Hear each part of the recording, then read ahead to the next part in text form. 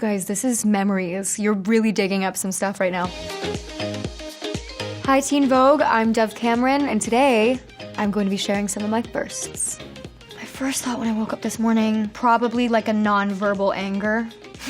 Because I think I woke up to whenever someone rings the bell outside my house, we have a old-fashioned phone that rings upstairs and it's so loud. And it woke me up because my boyfriend was getting picked up to go to the airport and I was so mad. That's usually my first thought in the morning, is just like mad about being awake. I feel like I turn that around by like making sure I have 2 hours before I have to go anywhere, which never happens. But if I happen to be jet lagged and I wake up 2 hours early, I have time to like have my coffee and listen to music. Music usually does it for me. Journaling too, intentionally journaling. The first app I check when I wake up is, I have 2 alarm apps because I always sleep through my alarm, so that's the first one I check. I'm 100% a night owl. I like the morning though. And so if I had my druthers, I would only sleep for like 3 hours a night and be able to function on it because I like the night and the morning, and I resent that I have to choose. My first CD was Elvis' Greatest Hits. John the Devil in the Sky. Like that was still my stuff. I love Elvis. I remember the look of it. It was gold with little white dots writing out the word Elvis. And I had a little portable Walkman, because I was still just a few years before this generation. I had a little portable Walkman and that little foam ear headphone, and I used to sit in the top bunk of my bed, and Elvis was my boyfriend. The first vacation I ever went on, that's hard because vacation, probably somewhere in India. I was always traveling. I was traveling at the very first time that you can bring someone on a plane, I was on a plane. We went to Kerala, which is a beachy part of India. Not like a big main city, but I honestly don't know. I feel like that's a question for my mom. I think my first word was dad. My mom's at home like, what? I mean, I feel like that's pretty basic. My sister's first word was flower, which I think is so much cooler, but also, it's sweet. I love my dad. My first best friend was a girl named Haley Burns. We met when we were in preschool and we were inseparable. We lived with each other. You know, it's like that time where you don't have memories, but we must have just bonded so hard because in all of my childhood pictures, I'm always holding hands with this little girl, Haley. Yeah. First time I was on a film set as a lead role was this really early Disney Channel movie I did called Cloud 9. And I was 16 when we filmed it, which sounds like a normal age for Disney, but is really quite young to be a lead in anything. It was bizarre. I mean, it felt comfortable. I've always felt like a very social person. I made so many friends. It was such a bonding, summer campy experience. So yeah, I didn't really think much of it. I feel like I'm much more self-conscious now than I ever was in the beginning. Because now I'm oh, I don't know, something happens where you're I have to keep this up. Versus here I am, just doing my thing, you know? I should try to get back to that. Other people who know this better than me are gonna know this better. But I think the first ever carpet I attended was the Monsters University carpet. That sounds wrong to me, but maybe, could be. The first time I was recognized in public was at the Grove. And it was the day after my first red carpet, and it was this man who had followed me there and brought a stack of glossies of pictures of me that he found on the internet for me to sign. To go from being the day before, totally shy, unknown, never imagining, you just your whole life, you're just normal. And then all of a sudden this guy came up to me and was can you sign the, and I had a weird reaction. I had a full-blown panic attack. I was I'm seen, I'm too known. I don't want people knowing me, which is weird, but you don't know how it feels until you get there. And then I ran into a Nordstrom and I cried and I came out and he was gone.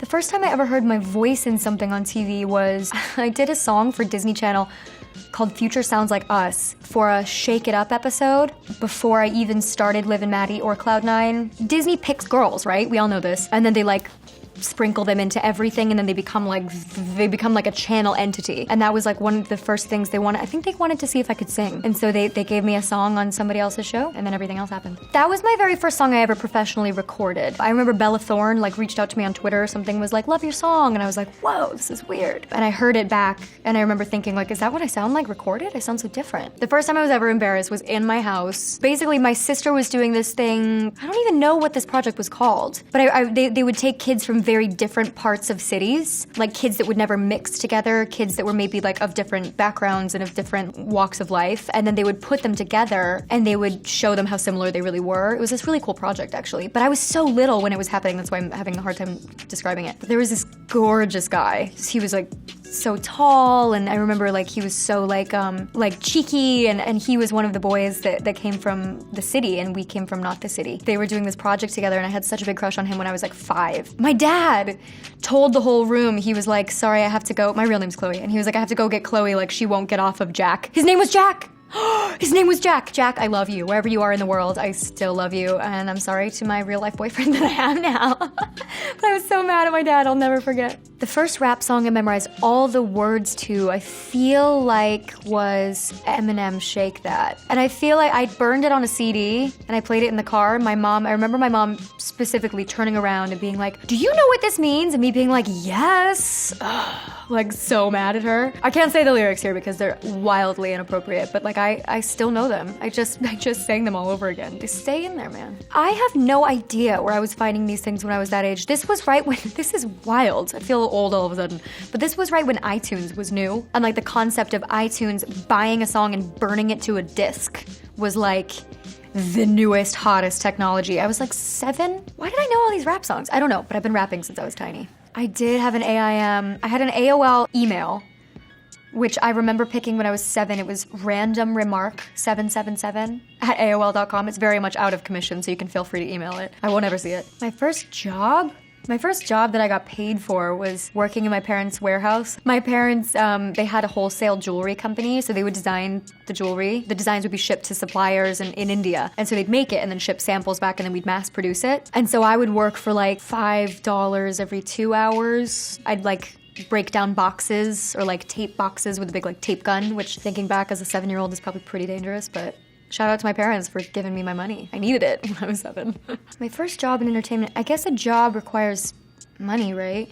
Oh, I played a background member of a local film in a Halloween costume, like in like a onesie and pigtails and like fake little freckles when I was like 9 or something, in a movie called A Relative Thing. I never would have counted that as my first job ever, but I think I got like $20 and it was like for my mom's friend. So I don't know, I've never seen it, but I guess that would be my first job. My first audition ever was for a Foster Farms commercial when I was 7. I've always wanted to be an actor, and I got an agent when I was in Seattle, and she started to send me out for commercials because she's like, this is part of it, you have to go out for commercials. And I still think I remember the lines. It was like, you're like sitting on a front porch. You can probably watch the commercial, I bet. I remember watching it and being like, that girl got it and I didn't. Oh, what you eating? Chicken. Where'd you get it from? The store. Those were my 2 lines, and I didn't get it, so. You know, it's funny. I feel like when you're little, I've just kind of like there are 3 cameras right now. And I probably was lighting like this. Like, I think I've always felt friendly towards a camera. I never felt like I was trying to do something bad or steal my soul. Like, I always was just kind of chill. I was chill with people looking at me. I was chill with adults. I just didn't feel like it was any different. It was like talking to people, and then there were cameras there. The first time I was really starstruck, I went to go see this one-woman play in like a local play in this place called Chimicum, which is like a few hours away from my hometown. There was a girl who did a one-woman play called My Name is Rachel Corey. And I think it was written by somebody local. And she did the whole play, like 3 hours by herself. And she was so phenomenal that I had to go up to her afterward and tell her how much I admired her when I was like 8 years old. And I got so nervous that I just burst into tears and tried to like hug her. And she was like, I don't know whose child this is. I don't really get starstruck by like actual celebrities. Because I feel like now once you know that it's just like not a thing, you're like, oh, I'm a celebrity. That's kind of boring. Like you're like, oh, we're all just the same. I mean, I wouldn't call myself that. But like, it's just once you're in Hollywood, I feel like it kind of dissolves. My first time on stage was as a red hot candy in The Nutcracker when I was 7. I think a lot happened when I was 7. I wanted to do theater. I had a lot of energy. I was very emotional. I hated soccer and ballet and whatever else my parents tried to get me involved in. I only wanted to do acting, and that was my very first thing. And I wanted to be the Rat King more than anything, but they gave it to an older girl and I was heartbroken. I got to wear a big red wig and I liked that. I do find stage more nerve-wracking now more than film and TV, because there is something, I know this sounds so weird because cameras are so invasive, and I will say if someone is like taking a photo of me without my permission, I have this weird reaction like it's super invasive because I am still really shy. But when I know I am about to be on camera, I'm comfortable. There's like a trust. I know that we're capturing something and that's what I'm here to do, and I feel relaxed. I don't know. My first crush was named Dane Wiesner, and I have mentioned him so much. I really hope he's seen any of them, and he's laughing, but he was so dreamy. I remember thinking he looked like the lead singer of Green Day at the time, because you know how some boys have that permanent, like their dark eyelashes make them look like they have guy liner? He had that when we were like really little, and he was so dreamy. He was also my first kiss, by the way, so it ended well. I knew what I wanted, and I got it. My first celebrity crush, my first, I saw something on the TV and I liked it was Jack Skellington in Nightmare Before Christmas. We'll call that my first celebrity crush. My first on-screen kiss was Luke Benward in Cloud 9. And they actually had us practice it in the audition room to see if we had chemistry. They were like, kiss. And it was like a bunch of executives and it was so scary. That was like one of the first times I was like, wait, what? What do you mean? Do you need a mint? And I was like, yeah, I'd love one. And they were like, we're joking, just kiss. And I was like, okay. And we did, we kissed. And they were like, there you have it. There are our leads. It was the weirdest, like Twilight Zone thing. But he's I love Luke. Luke's like my big brother forever. But yeah, we had to kiss a lot. It was like one of my first kisses ever. I think the first person I followed on Instagram must have been my best friend Veronica, because she was the one who made me get Instagram in high school. She's like, this is gonna be the new thing. It's like the new Facebook. And I was like, no. And she was like, everybody has one and you're totally gonna get left behind if you don't get one. And so we got one because we went on vacation to Hawaii and she was like, you need a place to put all your photos. And I was like, fair enough. If I won $1 billion, the very first thing I would do with that money is give it to a number of charities of my choice. First of all, I would donate to the NRDC, because I'm a big environmental junkie.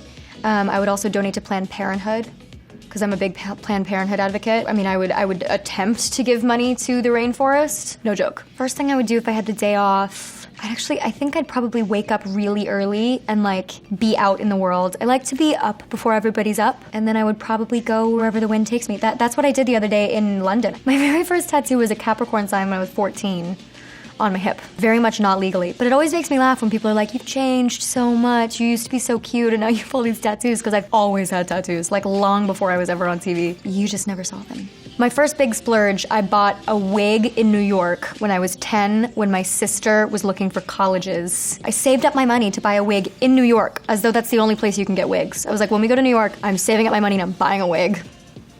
It was big and curly, tiny little pin curls, and blonde. Oh, I remember why. I wanted to be Claudia from Interview with the Vampire. That was my dream, was to be her. It didn't look like that. It was so ugly. Oh God. The first movie I ever saw, I would have been pre-verbal status. Probably something really inappropriate for my age. My dad was always like, films are art, and children will be adults one day.